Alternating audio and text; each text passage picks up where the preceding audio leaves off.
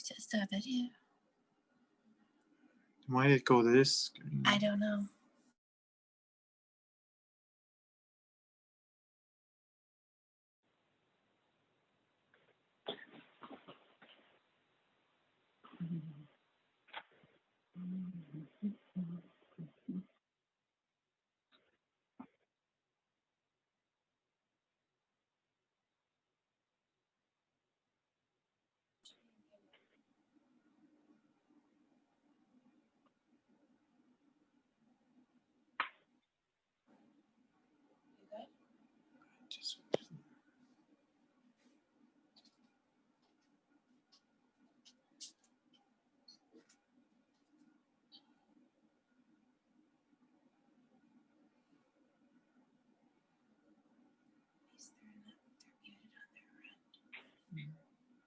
Can you see it okay?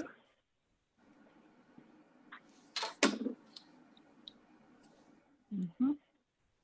Okay, for some reason. Mhm. Are we ready to begin? Ready? Welcome, everyone. Thank you for joining today. Yeah. Welcome to the Stanford Neurodiversity Summit. Some of you may have participated so far in the summit, but for those of you who have just joined, welcome to the summit. We would like to let you know that all sessions are being recorded and will be transcribed. So please check our summit website for YouTube videos. Also, all questions from the audience will be submitted through the Q&A function at the bottom of your screen, and the moderators will try to cover as many questions as possible. So we're really pleased to have a very distinguished panel here today, and I'm going to let each of them introduce themselves one by one, and we'll go in some sort of alphabetical order by first name, starting with Bill. So can you, Bill Lyman, can you introduce yourself? Sure. Hello, everybody. I'm Bill. So I see here I'm listed as JD, which reminds me of a long time ago. I was a lawyer once, but I think like a lot of maybe people here today, sort of bounced around a little bit. I currently I make artificial intelligence and sort of algorithmic approaches to things, which is at a big ad company, but I had a lot of other stuff along the way. Great, thank you. And David, please introduce yourself. Thank you. I'm David Hall, diagnosed autistic. I'm the CEO and chief guide of Life Guides for Autistics, neuroguides.org, and I'm happy to be here. Great, we're happy to have you. Thank you. Marcel. Hello, everybody. Thanks for tuning in, and thank you for this event, everyone. My name is Marcel Champy, and a lot more people know me by my pen name, Samantha Kraft. I'm the author of the book Everyday Asperger's, and also the traits list that's been used around the world for identifying individuals on the autism spectrum. I am the recruitment manager and outreach specialist for Ultranauts that has a neurodiversity hiring initiative. I'm the founder of Spectrum Suite LLC. I'm also a consultant and work for Optimize, and as a consultant and a neurodiversity trainer and consultant. Thank you, great. And now we're turning to Ron. Hi, I'm Ron Sanderson. I work full-time in the mental health field. I'm the author of Parents Guide to Autism, Practical Advice, Biblical Wisdom, and I also founded Spectrum Inclusion, which empowers young adults with autism for employment and independence. And then I work part-time as a professor of theology. Thank you, Ron. And our last panelist is Tom. Please introduce yourself. Hi, I'm Tom Maloney. I work at Blue Star Recyclers, where we replace almost entirely, and we employ people on the spectrum or with other disabilities. We recycle electronics and also try and get some of it back in the hands of low-income families. you. Wonderful. Thank you, all of you, for introducing yourself, and I can't wait to hear what you have to say. I'm going to now turn it over to Janie to present the questions. Sure. Janet, you don't want to introduce yourself? Oh, I forgot. Hello, I'm Janet Miller. I am a psychologist at the Adult Neurodevelopment Clinic at Stanford and also a clinical associate professor, and very happy to be here. Janie Hong, Dr. Hong. You can call me Janie. I'm Janie Hong. Happy to be here as well. Also a psychologist at the Adult Neurodevelopment Clinic, where I see adult clients who are on the spectrum, or family members or loved ones who have a family member who may be on the spectrum. Also a clinical associate professor in the medical school. So I'm excited to be a moderator here today. I'm just going to bring up the questions. The format that we've decided to do is I will ask by name a question, and it may be a repeat question, but we want to get everybody's perspective and story, and knowing that even if it's the same question, there'll be a different answer. So some people will be for some of the questions, only one person will be answering, but for others, there may be 2 or even 3 people answering the same question.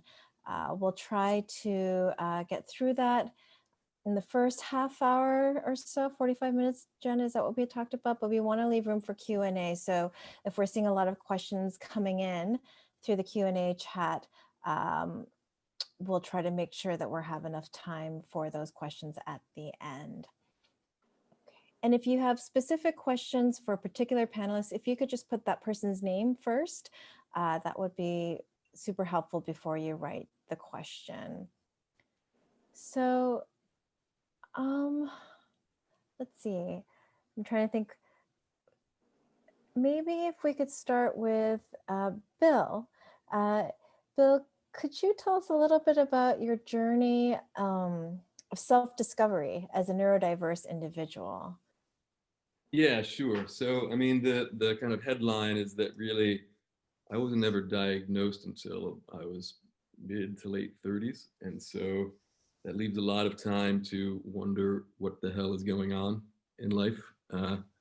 And I think even now it's more sort of learning to get over that, right? I think that's something that I still sort of deal with on a day-to-day basis. But I think, you know, I was always good at things in ways that didn't really make any sense, and bad at other things in ways that didn't make any sense. And it was tough to sort of make the good things count without, you know, the bad things sort of erasing it, right? And it's a tough way to go through life.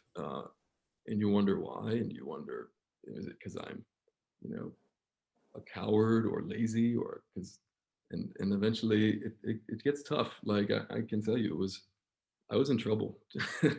And I was lucky because I had family and a million other lucky things, but you know, eventually I've sort of learned that all the things I thought I was good at, I am, and it just takes a little bit of somebody caring enough to kind of, you know, give you an opportunity, right? And just take a chance and get over the idea that maybe this person's different, who cares, whatever, like, let's see what happens. Maybe to extend on that, I know that we had David, could you maybe also speak to a little bit about a late age diagnosis and a little bit about the journey with that as well? Yes, thank you. And thank you, Bill, for sharing that. That was encouraging. So it's very challenging, and yet it's very liberating at the same moment. The hardest part is with whether it's a self-diagnostic or a formal diagnostic, and I've done both, is that coming to terms with that all the things that you did, all of the perspectives that you held, all the perspectives that were held to you in growing up.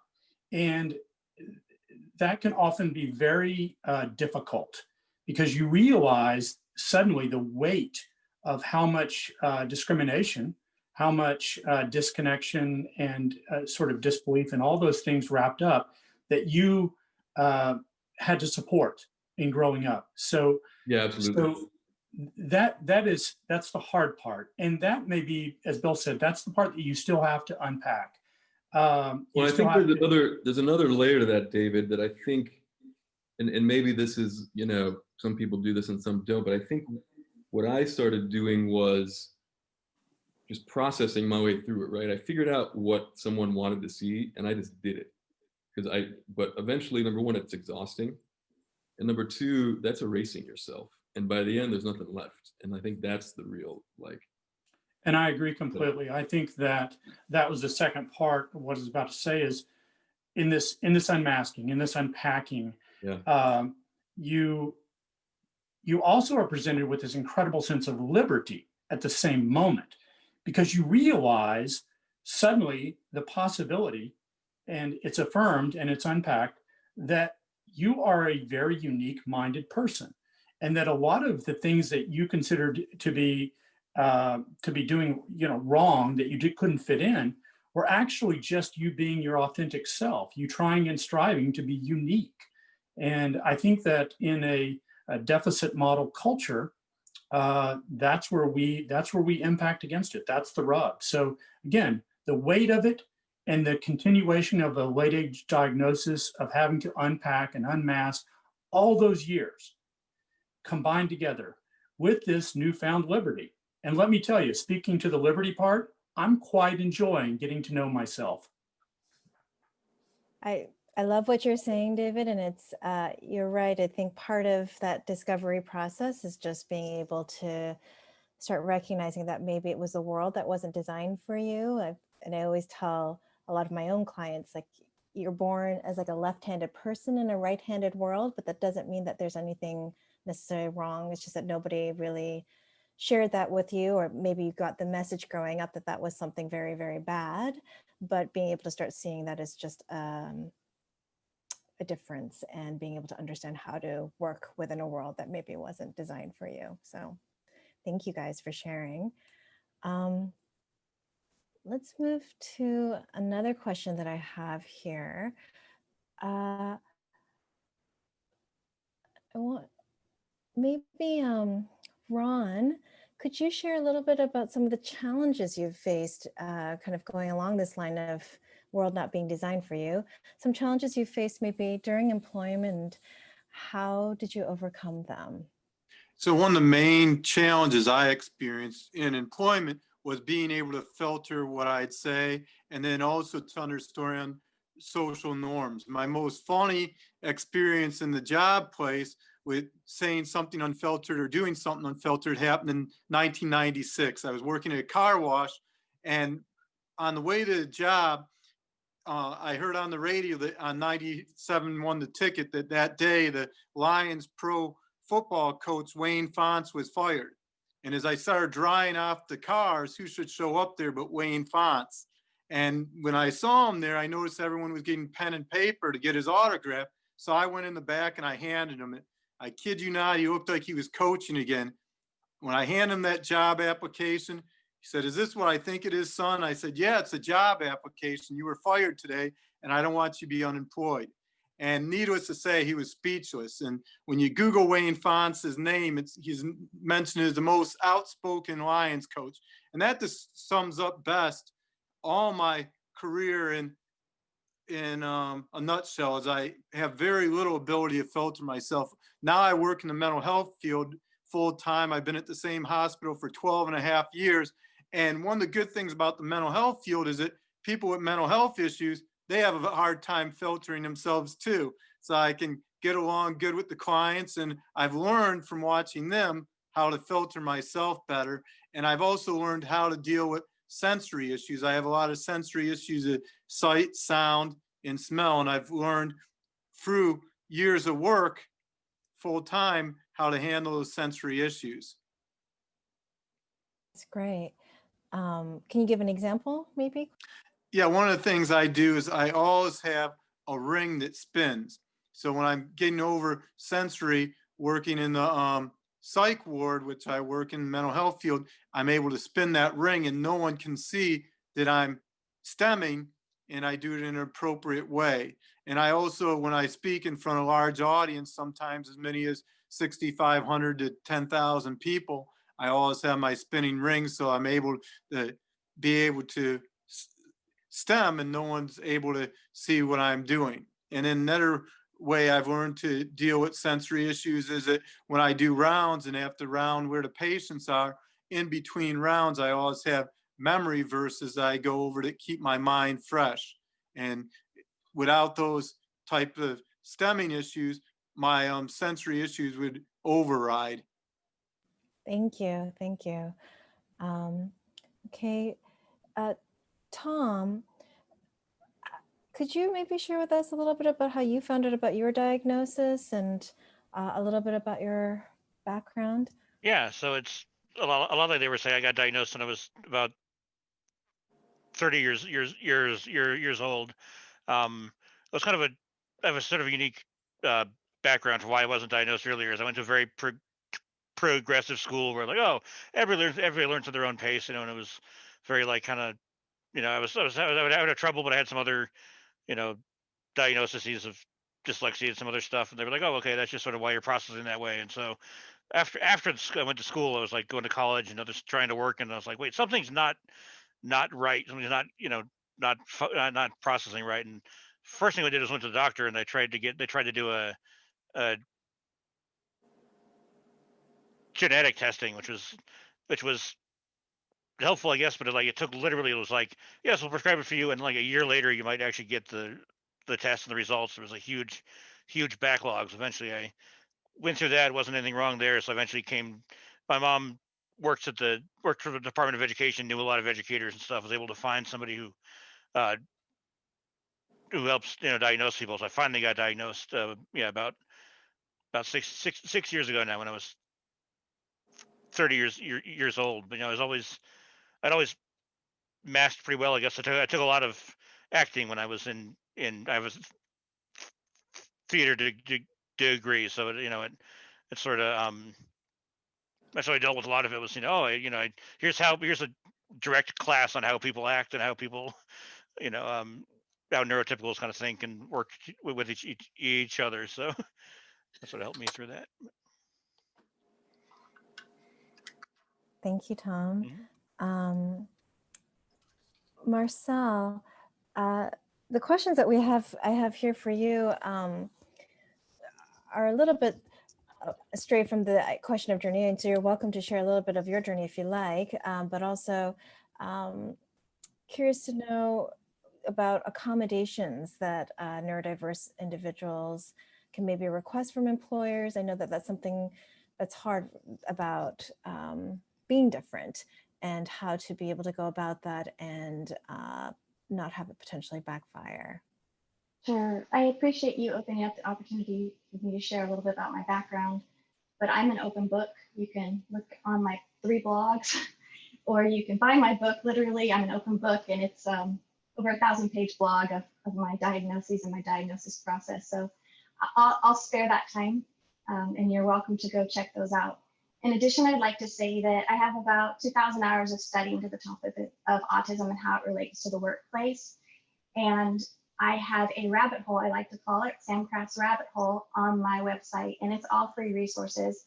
I've already shared the link on Twitter and LinkedIn, and I'll share it again after this panel discussion. So there's so much information there, and I've written so much on this topic that trying to narrow down a few things is very difficult. So in order to address this question fully, I'll be speaking for 3 minutes and 50 seconds. And I spent an hour trying to shave off 10 seconds. So I was trying to be a good rule follower there. So this is what I'd like to say. And then this is not to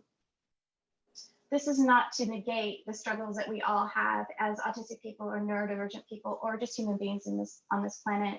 I have multiple coexisting conditions: dyslexia, dyspraxia, OCD, generalized anxiety disorder, PTSD. So this is in no way meant for that. But I woke up at 1 a.m. this morning, couldn't sleep, did a lot of writing, and this is what came out when I was writing this morning.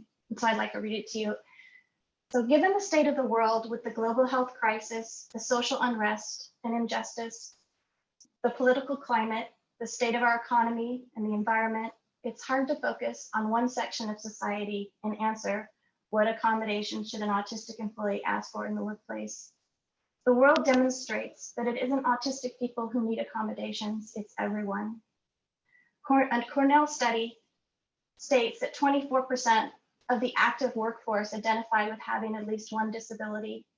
2 in 5 Americans report that they sometimes or always feel their social relationships are not meaningful, and 1 in 5 say they feel lonely or socially isolated. On average, 1 in 5 individuals have experienced severe physical violence by an intimate partner. Self-injury is on the rise. Suicide was the second leading cause of death among individuals between the ages of 10 and 34. The world is hurting. While autistic people often have workplace challenges, a significant number of autistic adults require no direct support services in the workplace. Where we all need support is in the workplace environment, a culture that is a direct reflection of the outlying nation. Where we all need help is in revamping the design of workplace practices to ensure inclusion and equity measures are embedded throughout. We need to stop assuming that autistic people need a support team any more than the average citizen. We are all in crisis and we each need accommodations.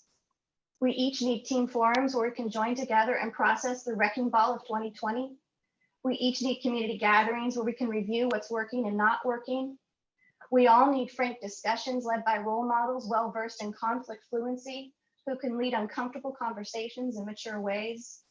We need creative, engaging, and innovative professional educators to highlight the concepts of injustice, privilege, and its offspring, ableism, and transparent, lion-hearted executives who recognize the dominant culture in the workplace and have the tenacity to do something about it. Hiring practices need to be revamped to adjust to the many walks of life across the gender, color, age, and ability spectrum. When we focus on creating a safe place of belonging for all, we automatically address the primary need of most autistic individuals, the same need of most human beings, to be valued and heard, to not be bullied and ostracized, and to be given true liberty, freed from the oppressive restrictions imposed by authority, freed from overly subjective hiring practice, freed from roadblocks to success, freed from having no true voice at the table.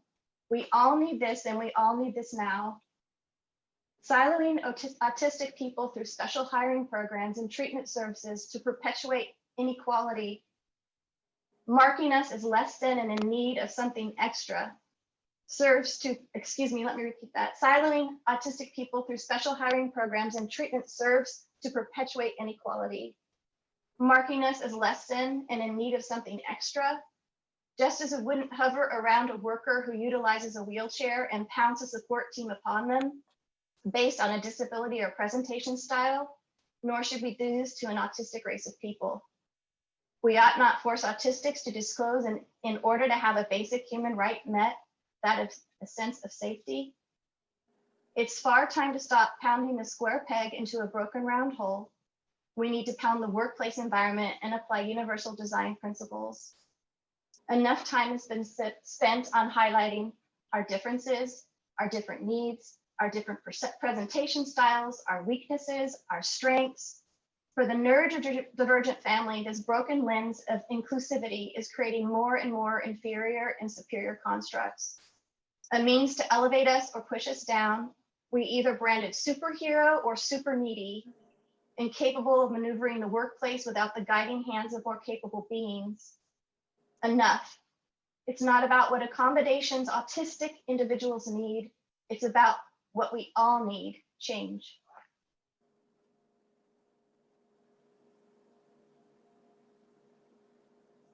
Thank you, Marcel. I think a lot of what you said I agree with, and I'm sure there's going to be a lot of questions and comments during our Q&A session time afterwards. But this fits very much with what I do with all of my clients, regardless of what the diagnosis is. It's about being able to understand the whole person and what the needs are and how to be able to understand what your needs are so you can actually communicate that to others to be able to have those needs met. So Thank you. you. Thank you for giving me that platform. I appreciate it. Let me on to the next question. Sorry, too many windows open. Let's go back to Bill. Maybe you could talk a little bit about what your career journey has been like and any challenges that you faced during employment. We can kind of put those two together. Sure. So I mean, I think you know, when I was really struggling and I sort of didn't quite understand what was wrong, I tended to, I think like most people, I would sort of not quite connect with you know, the message that was being told, but not explicitly or all that kind of thing. And I think what Marcel was talking about is an excellent point. It's that, you know, everybody's different, everybody needs support, everybody has problems. And most people tend to sort of deal with that by taking a lot of shortcuts, right? You have heuristics that allow you to sort of interpret this complex world in ways that it's efficient and therefore it's sort of reassuring and it's also just sort of easy. And when everybody shares those, that works, right? But if you don't have that little code book in your head, you just miss things. And I think in my case, I tended to actually be aware of it, and it would be the stress from that that would kind of grind me down. But I think, you know, like I said, it's sort of a different situation now because I'm in a place where it's like sort of a basic premise of my existence is that I'm the guy who's a little different. And I think the challenge then is something like not sort of being put in a ghetto, right? Or not having a glass ceiling, or it's things like that that I think in a way, right, it's a better problem. It's not homelessness and starving, but it's also it's just as sort of unfortunate. And you know, if you're talking about a group of people who are being excluded, right, it's not something we want to happen either.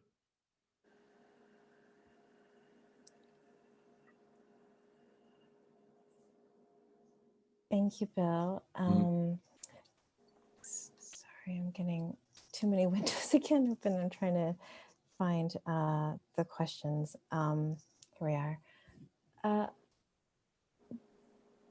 David, I had you down to also talk maybe about job coaching, but I wasn't quite sure what specifically you wanted to maybe address. So I'm going to leave that sort of very open and just put job coaching. So if you could speak to what it is that you'd like to share. Sure, I appreciate that. And thanks, Bill, for for those words, and also for Marcy for those incredible views. So when it comes to job coaching, first thing I want to state is that there's some stereotypes that are very much alive and kicking today. And persons within the autistic community have to deal with these every day. The first of these is that I'm just going to call this the deficit model. We've seen the deficit model in motion and being used by the medical community, psychiatric community, and so on for over 70 years now. And in fact, you know, they were the first ones to pick up the gauntlet and go, which I understand. But the problem is that deficit model sees, first of all, as someone as broken, needing repair, needing therapy.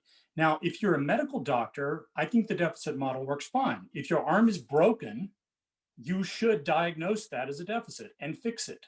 But for someone's neurostate, for an autistic person, that doesn't work very well. Now, I'll say immediately that there are a small percentage of autistic persons who are also ID, intellectually disabled, but not the majority, not the millions who are not intellectually disabled. Just like there are neurotypical persons, is a minority who are intellectually disabled, but the majority are not. Those persons need many more supports and a different kind of approach and understanding. And I appreciate that. Autistic or not, they need supports. So this deficit model is one thing we have to struggle against. It's continual, it's soaked into every level, it's at the root system. And that needs to be stood up against. So when we were looking at the deficit model, if I run the clock back 3 years, I decided, I did a lot of research, looked at the landscape of outcomes for autistic persons, particularly in the United States. And what I saw for outcomes of all of these therapy models, of all these coaching and diversity in action models and autism at work and all of it. When I looked at the outcomes for autistic adults, it was shattering. Record horrible levels of anxiety, chronic depression, joblessness, and that includes soft unemployment. And most terrifyingly of all is an extremely high suicide rate. We're losing autistic persons before the age of 36 years old. We're losing so many of them. And I thought to myself, this absolutely cannot stand. We cannot do this anymore. We cannot embrace these old models. So that's why I created Life Guides for Autism Neuroguides. That's why I came up with this methodology, this process approach, which is proven to work in job coaching model. And it's a simple formula, E3. It's engaging. So we're building bridges constantly for autistic individuals, neurodivergent individuals. We also equip where needed and based upon individual unique strengths. We equip. We do not cookie cutter human beings. We do not cherry pick human beings. We approach them from a unique aspect. And third, and this is probably the most important thing, is encouragement. Autistic neurodivergent persons today are deeply discouraged. I read some of the comments just a few minutes ago, bullied, ostracized, and so many other things. And so encouragement is something that we all ought to do for one another, but it's something that we do in the context of job coaching. Bill said that he'd like to comment on what David is saying. Yeah, I mean, I think I agree a lot with what you're talking about, David, particularly in the deficit model. It doesn't make any sense, or it's not helpful. And I agree, though. I think maybe this is where you're going with what you're talking about, that still leaves this issue, right? The way I look at it, and maybe this comes from sort of spending a long time not realizing that I had this label, right? And so I didn't think of it as deficit, but it still was hard. And I tend to think of it as it's just a network effects problem. It's, most value in the world, whether it's relationships and emotional value or economic value, it comes from interacting with other people. And if you're using a different OS, it's harder, right? But I think what's going on in the world, and maybe, it's that people are getting more and more sort of sucked into their own little OS, right? And that is what's sort of gonna make it harder and harder for people like us. But it's not that it's hard for people like us, it's worse for everybody, right? If you get sucked into your little code words and constructs, your life is less rich. And, we're sort of the canaries in the coal mine, right? Like we end up unemployed because we can't figure out what anybody's talking about. But eventually everybody suffers from that. And I think, Marcel, when you're talking about, this is a problem that everybody has, I think you're absolutely right. Well, I appreciate that. And each week, I work through Life Guides for Autistics, about 15 individuals in a one-on-one basis with life coaching, job coaching. And that connectivity issue you mentioned is paramount. It's pivotal because I see so much, not just disconnection, but reinforcement of disconnection from the outside, social, workplace, and so on. So that is something that I certainly in job coaching context work with. It's pivotal.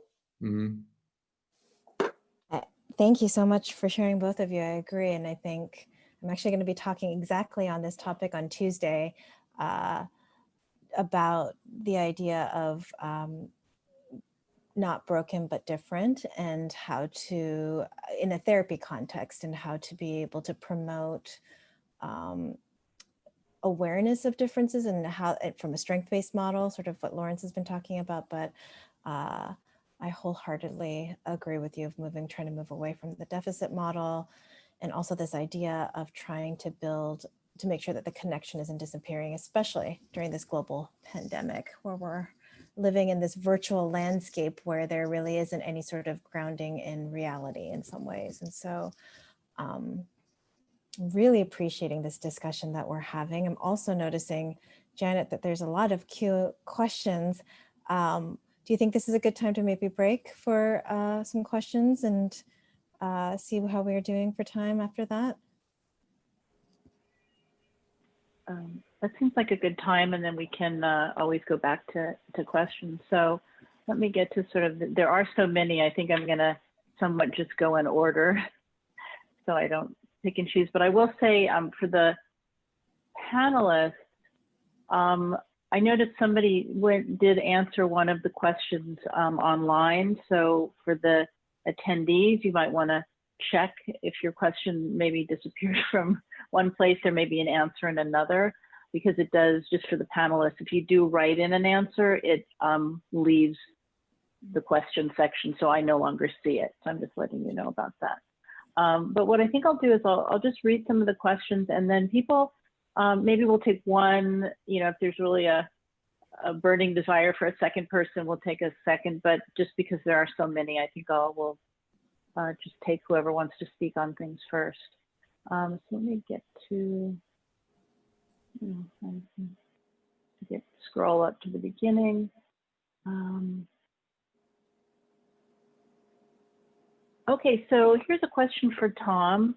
It says, I love what you're doing at Blue Star. What advice do you have if I wanted to try it in my own city, San Francisco? Well, first advice, I can get you in touch with our founder, Bill Morris, who's has been helping us expand our mission. We went from just in Colorado to Chicago also now, and we have people replicating our model in Chile and in England, and a couple other places. But yeah, we found out a lot of just going out in the community, like where's the need, where's the need for recycling, where's, we'll usually partner with a school district, like, here's some students who will, when when they're in transition programs, and we'll teach them some of the skills, and when they're done with the transition program, they can move right into working for us sometimes. And then also, if you partner with the school district, it also helps you get supplies. So they always have computers and stuff that need recycling. So yeah, so the good thing is reaching out and finding partnerships with school districts, and also Rotary clubs. Rotary clubs have always been a great help for us. Local folks like that in the community that just know the community and can help you out. But yeah, also you can send me an email or something offline also to give you some more information. Thank you, Tom. Next question is a pretty big one, but maybe we'll just address it by one or two people. How do you heal the self-hatred that one can acquire over years of misunderstanding and bullying from family and peers? I like to answer that one. The main way is gaining self-efficiency. Self-efficiency is a belief that when you set about something, you're able to accomplish that thing. And for years, I had a hopeless complex. I felt like no matter what I did, no matter how hard I tried, I'd fail. And what I did that helped me overcome that is I started looking at the areas where I was weak and looking at the areas where I was strong and using my strengths to compensate for my weaknesses. And as I started doing that, I started gaining self-confidence and self-efficiency. And through that self-efficiency, I was able to forgive myself for all the mistakes I made and learn new ways to be able to accomplish my goals. And over the last 4 years, I went from being underemployed to being gainfully employed and beyond gainfully employed as I learned to be self-efficient in the areas where I once had deficits, but I wasn't able to necessarily become better at the areas I was weakness at, but at my strengths, I got even stronger. So I was able to accomplish the things I've been able to accomplish, get married, publish 2 books with a third coming out this year, and have my own nonprofit and speaking at 70 events a year and working full time, going on 12 and a half years in the mental health field, and then 17 years part-time as a professor. If I can also speak into David, that Thank you, very Ron. quickly, Oh, go is ahead, that David. if Sure, you, David. Yeah. well, Mhm. so if someone is exhausted, they're running the race as hard as they possibly can, the helpful thing to do is not to tell them to suck it up and run harder. That is part of the problem. And that is why I go back to what Bill was saying with this connectivity. Identification with peers, finding your own tribe, understanding that you are not alone in your struggles is key and critical. There is too much of this, well, you know what, the world is just a monster and you're just going to have to fight it even harder. Let me tell you, the autistic persons that I work with in community by the hundreds and thousands, if you give them that messaging, that they just need to suck it up and work even harder and smarter, they are going to just walk away from you. They are done with that kind of methodology, that kind of mentality. They're not going to take it anymore. And by its nature, it's going to do one thing. It's going to drive someone into depression, into giving up. And ultimately, that's why so many autistic people in our communities, even if we're not aware of it, are taking their own lives. It must stop. I'd like to add on to that. I can't give Thank anybody you, advice. David. I can't give anyone advice, but I completely agree with David on this topic because it's very personal. It depends on if you have PTSD, if you have trauma, what are your resources. But finding a tribe where you feel safe, that you can be seen, that you can be heard, that you can be valued, it changed my life. I went from not liking myself, thinking I was not intelligent, to loving myself. And once you get to that point, then you can start being a success in however way you see that. And we all see successes in different ways. For some of us, that's just getting out of bed. For some of us, that's just getting out of bed after 2 days of being in bed. So I'm a strong advocate for being you, and that you're already enough. You don't need to be better. You don't need to improve. Right where you're at, you're enough. And to all the people who have the ability to reach out and reach in to those people who don't have the ability to reach out. One time on Facebook 2 years ago, we have a very safe community on my Samantha Craft page. I love the people there. It's been there for almost 8 years. And one day a young man reached out to me and he was feeling suicidal. And I've told this story before and I won't tear up. And I posted his note anonymously saying he needed connection. And within 24 hours, over 70 autistic people replied in the thread, "I'm here for you, friend me." And that's what we need, friend me. And stop this awful division in the autistic community. Do not bully and ostracize people that are already being bullied and ostracized in their life. I would Thank add one you. thing Thank to that. you, If- Ron. okay. Oh, go ahead, Thanks. Bill. So I think when Ron's story, I think is amazing, right? And though when you were talking, Ron, it almost felt to me like there was something at the beginning of that you didn't mention, that is how you managed to come up with that, right? Like, and I think that's sort of what Marcel and David are getting at, because when you were talking, when David, you sort of took the words out of my mouth, I think it's that to sort of have that, it's depression, right? To get over that, you need that motivation, the sort of energy to do it. And I think the human connection is how you do that. But I think we're getting into a dangerous territory of find a tribe, right? Find neurodiverse people, because It doesn't have to be neurodiverse or Exactly. neurodivergent. My two best friends are neurotypical. I that's would say exactly, yeah, because I think Yeah. it's very important, right? This is sort of the whole point. It's that Agreed. it's hard for you, for us, maybe, but it doesn't mean that you have to find the person like you, because guess what? Nobody's like you. Like, that's the whole point. Yeah. and Yeah, and that'll be a I long know. search, and all the terrible things David's talking about will happen, because that's part of the, the monster is scarier, right? If you make it that it's just not the nice person you happen to have seen in the coffee shop, then it gets a lot harder. Mhm. And actually with me, Thank you. sorry. Yeah, so I I was was gonna just say, gonna Oh, I just, I was just 1 second. I'm going to it looks like Tom is waiting to say something. Yeah. Since you haven't spoken, go ahead, and Yeah. then Ron, you can comment. We'll move yeah, on. just on topic of finding tribes and it not being, Mhm. not having to be other neurodiverse people. It's why I'm in a lot of fandom communities. I'm in a lot of the sort of nerd culture, and it's definitely been, very inclusive, and so it doesn't have to be, neurodiverse. People can be interest based. It can be, Mhm. finding those people who just love stuff as much as you do, or who it doesn't. You say it doesn't have to be very specific. It can be kind of, So I just wanted to put it. Yeah, I just want to say, hey, the fandom communities and nerd folks are really fairly inclusive. Thank you, Tom. And Ron, we'll let you have the last word on this question before moving on. Go ahead.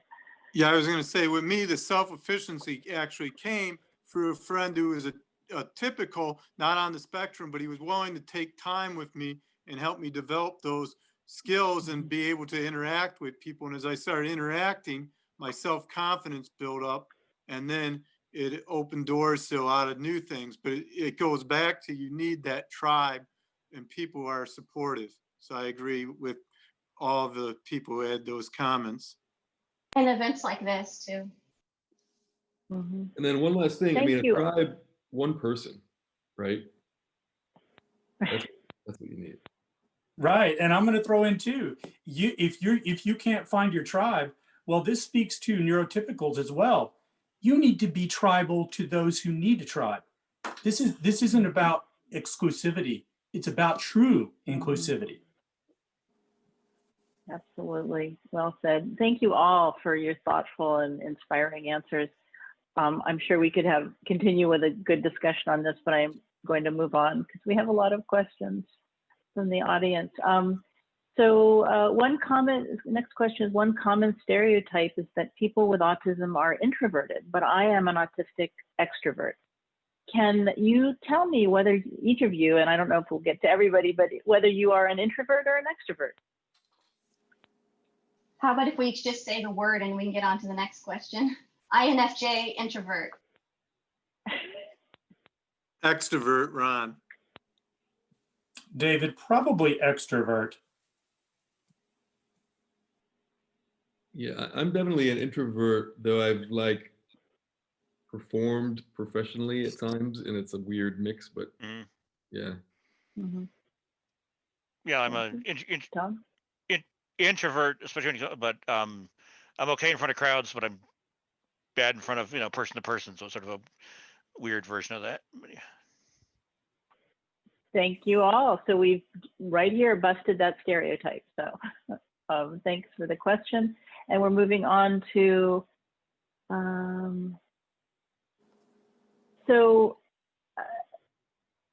this question is, how then would you suggest we get into the workforce? So I'm not sure who they're directing this to, but the interview process is designed to screen out neurotypicals who, quote, aren't a good fit. We don't stand a chance. So anyone? That isn't, yeah, that's Marcy. excellent. Yeah, I'm a recruiting manager, I can answer that. Yeah. So on my website, I have articles about the interviews and how some autistic people present. I've done a lot of background and research into that. So my suggestion is we don't silo the autistics into one type of hiring practice. That if we develop a top-notch hiring practice, whatever that looks like for the organization, whether that's doing what we do at Ultranauts, which is making best practices not only for autistic people, but the general population, using rubrics on our questionnaires, our interviews, allowing people to say, I have too much anxiety, can we reschedule? I'm disclosing my autism, having recruiters at the autistic recruiters in the Department of HR. Those are all things we do at the company I work for. So it's not about not making those accommodations for autistic people. That's not what I'm saying at all. I'm saying make them, and usually the best practices for autistic people are the best practices for a lot of people. They're the best practices for people who have PTSD, who have been bullied at work, who have any type of past trauma, who are introverts, who don't like making eye contact, who would rather text than be seen face to face. So it's not about not giving the autistic people the accommodations. It's about, let's give it to everybody. Why should we be given special treatment when those other people need those accommodations as well? And it doesn't cost any more time, it doesn't cost any more money.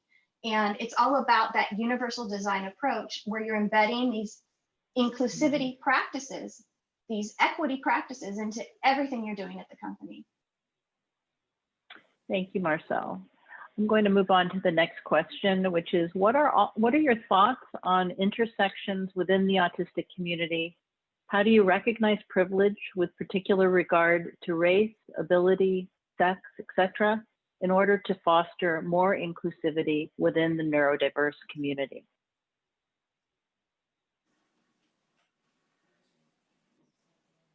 Who would like to take that?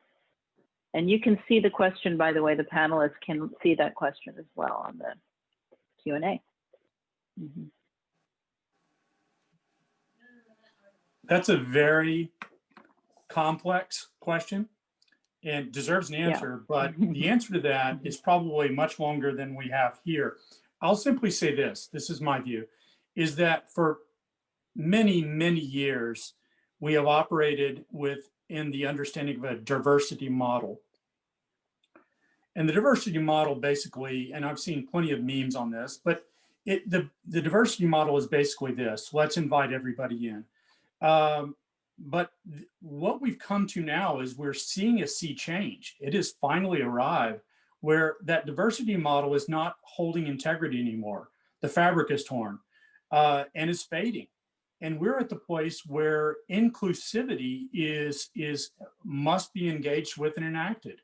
And so from a personal level, community level, to workplace level, we're seeing this at all levels. Inclusivity is required of us all now. And it's shaking the foundations of everything we've known so far. So, yeah.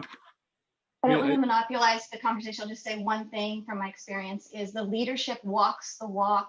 Well, I mean, walks the talk, talks the walk. The leadership is the example. They admit their own bias. They admit their own faults. They're transparent. They tell it as it is, and they implement those practices, and they do it. They don't just say it, they do it. Yeah, I mean, Thank you, David and Marcel. Oh, sorry, Bill, was that you? Yeah, I mean, I think there's really one thing that we should be doing that sort of would solve everything, right? It's look at people as like the magical, complex things they are, and don't take these stupid shortcuts that make it easy to convince yourself that you're important, or just make it easy to get through life. Like, we should all be fighting for the same thing, and it's that. And if you want, you know, intersectionality, like, there it is, right? Like, everybody, yeah, everybody has the same sort of issue, right? And you get it worse for different reasons. And I'm not saying that's not true, but like, if we're trying to accomplish something, it's that, and we should be doing it for everyone. Thank you. So I'm going to move on, but I'll just say it's a very important question, and we did have a wonderful panel yesterday on intersectionality, so I encourage everyone to watch the replay if they didn't see it. Thank you. So next question, do you see value for autistic people in having a library of social simulations which prepare them for challenging situations in life and in the workplace?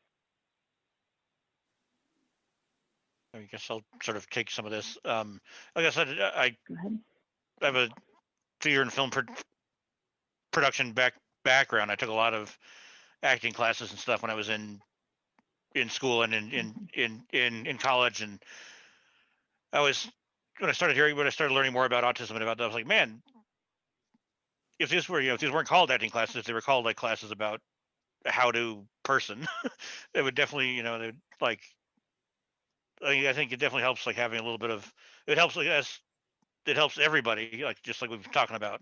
It would help everybody in school to have like a class about personal and social interactions and that kind of stuff. I think I would answer that if you're going to have a library, then the books that are in your library better be written by good authors. So one of the problems we run into, and this is where we come into dangerous ground. I saw last week, and I did comment on it, was one organization receiving a multi-million-dollar grant to create more robots to work with neurodivergent, neurominority folks. What a horrible idea. What a terrible idea. Look, let's just save the money on robots, okay? And let's all come together in how we can, as Bill used that term, connect in authentic and true ways with one another.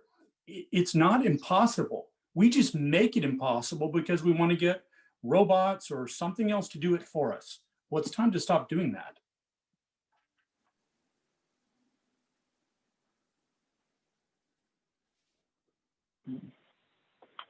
Thank you, David, and Tom, I will move on to the next question, which is a long one. So let me read most of it. So most of us have experiences and knowledge to share, but are unsure how to do so. How can we get involved with organizations and opportunities? And without being a brand or a social media personality, how do we have our voice heard? Remember, disclosure is a privilege. Many fear that disclosure would eliminate any or all future job opportunities.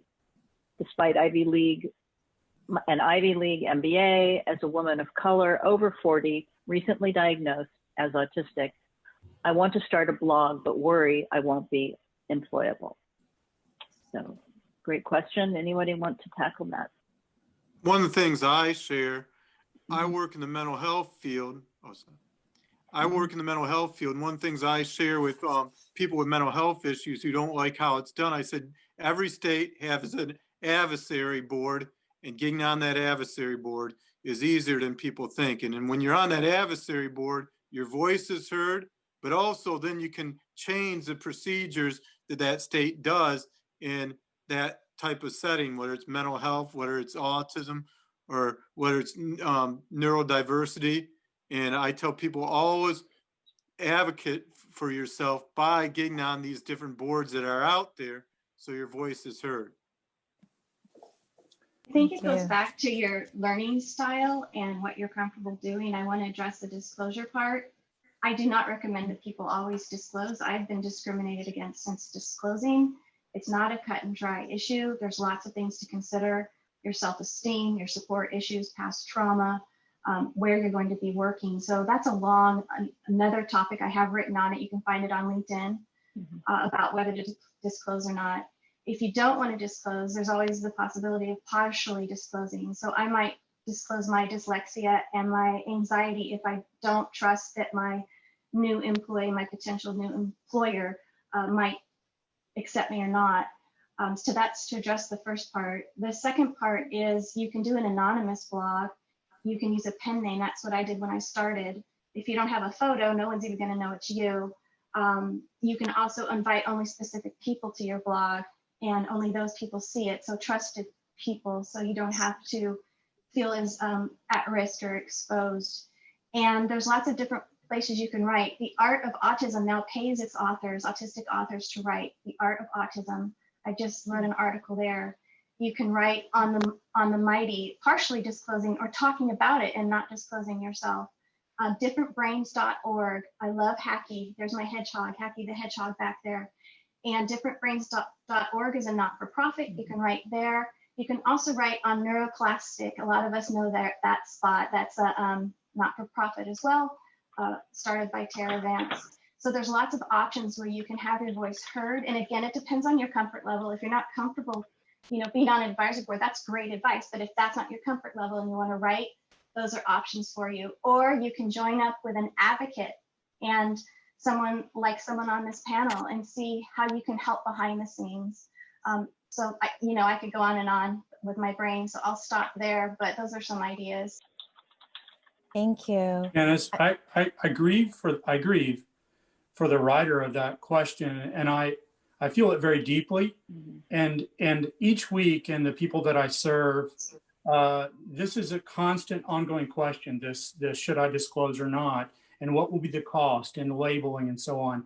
And so it's a very real thing. And I also wanted to add that, if you're, please do not feel that just jumping out anywhere and sort of trying to fight the power, just joining it as a volunteer, is going to address the issue, because we're not talking about this, but we should.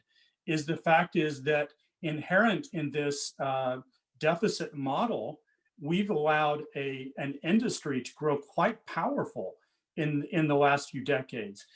So if you are, a representative of a large organization who vouches to speak for autistic people, if you're a behaviorist, if you're one of those folks, or if you are, if you've designed your life and your livelihood around selling this deficit model of brokenness of autistic people so that you can raise money, I think of it this way, and this is my personal view, is that you're a dinosaur. And so the asteroid of neurodiversity movement and neurodivergent, neurominority people has hit the planet. And your time is short. So it's time to stop this neurodiscrimination, this form of neuro-racism. We're going to have to deal with this. We're going to have to talk about this. Thank you, David. Now, I'm mindful of time. We've only got about a minute left before we end. It's been an amazing discussion. I'm so grateful for each and every one of you and your perspectives. And I apologize to the audience. There's been several amazing questions in the Q&A. I know if each of our panelists could, if you're comfortable, could share ways people could maybe find out more about you or contact you, or to be able to connect with you, because I know that there were a lot of specific questions that each of you probably could answer well. I'll start with Ron, since you're already unmuted. They can contact me at my email, Sanderson, SANDISON 456 at hotmail.com. And then my website is spectruminclusion.com. Great. Marcel, if any ways to connect with you or resources, that'd be great. Sure, I was trying to answer some questions for people. My site, which has a lot of information, is my Spectrum Suite, and suite like an office building, SUITE, myspectrumsuite.com. If you Google Samantha Kraft and Everyday Asperger's, a lot comes up. If you Google LinkedIn articles, Marcel Champy, a lot comes up. And then my website is a hub for everything. It'll take you to over 100 different blogs from different autistic people. And it has a resource page that I spent over a year on in employment related to autism there as well. Great. Thank you, Marcel. Tom? Yeah, my email address is pretty simple. It's tom@bluestarrecyclers.com. You can get a hold of me there. I'm also on LinkedIn as Thomas Maloney. And yeah, you can go to our website. You can find me lots of places. Just say hello. Bill, any resources or websites you'd like to share, or ways to connect with you? So I don't do any social media, though I'll give you an email. So just Billy Lyman, all one word. Billy, like the first name Billy, and my last name, as you see it there, at me.com, and I'll respond to anything. Thanks, Bill. Mm-hmm. And David. Thank you. Best way to reach me is through neuroguides.org. So if you'd like to get a confidential time with me and some dialogue and discussion about how we can provide resources. Also, many of my articles are published on an absolutely wonderful resource site called neuroclastic.com, neuroclastic. And so feel free to go to either of those. I'd love to help you. Also, you can reach David through me. We're professional and personal partners, so you can always reach out to me. Great. Thank you, guys. All right, we've gone 2 minutes over, but it's been well worth it. Wonderful discussion. Thank you all for joining, and I look forward to seeing you over the next few days. Thank you so much. And Thank you, also- everybody. Bye. Thanks for tuning in. Bye. And Thank you very much. Bye. Thanks, everyone. Take care, everybody. Thank you, moderators. You're And fantastic. Yeah, thanks everybody. thank you. And check out the Yeah. answered Q&A, because there are some more additional answers that some of the panelists have typed in. So thank you all. This is great. Bye-bye. Bye-bye. Thanks so much. Thank you. Cool. Oh, bye.